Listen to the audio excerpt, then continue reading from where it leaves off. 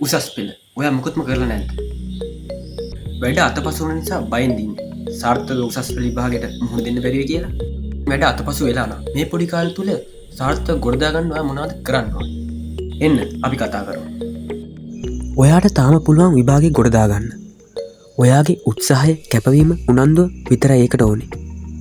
ඔයා මුලින්ම කරන්න ඕනේ. ඔයාගේ සිහියට නගන්න. දවස් කීපයක් ඇතුළත පොඩි කාලෙකින් ගේමක් ගහලා ඔයාගේ රිසල්ට් ගෙන දවස හිතන්න. දැන් ඔයා හොඳ හුස්මක් කරන් පිට කරන්න.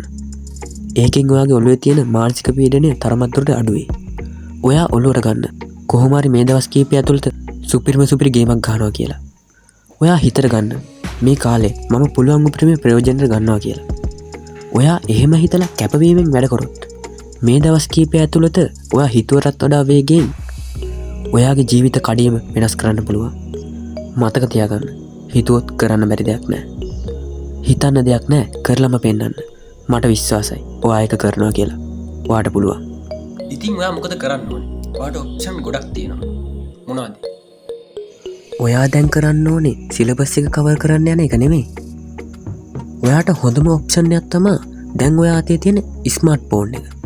ඔයාට ෆෝන් එකක් තියෙන නිසා ඔයා මේ වීඩියෝ එක බලනවා. ඒ ෆෝන් එක ඔයාගේ මේ කඩේම සාර්ථක කරගන්න ගේමක් ගහන්න හොඳ අත්වලක්. YouTube එකේ ඔයාට මේ දේවල් වලට අවශ්‍ය වීඩියෝ ඕන තරම් තියෙනවා. ප්‍රයෝජනයක් ගන්නයි.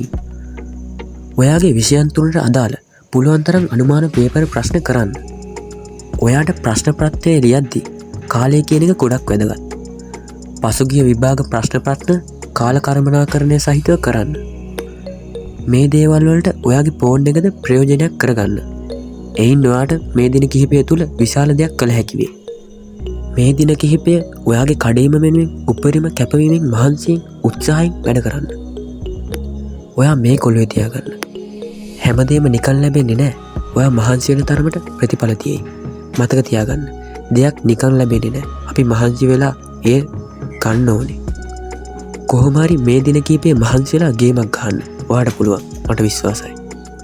මම ප්‍රාර්ථනා කරනවා ඔයාගේ කැපවීම මහන්සිය උත්සාහයට අනිවාර්යෙන් සාධාරණයක් වෙන්න කියලා. මේ වීඩියෝ එක ප්‍රයෝජනයක් වුණා නම් channel එක subscribe කරලා මටත් උදව්වක් දෙන්න. බුදු සරණයි.